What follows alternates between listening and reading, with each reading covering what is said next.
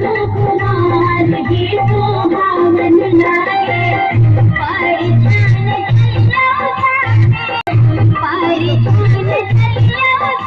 तो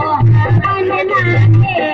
बरसाती बादल सुकुमार ही सुहावन लागे बरसाती बादल सुकुमार ही सुहावन लागे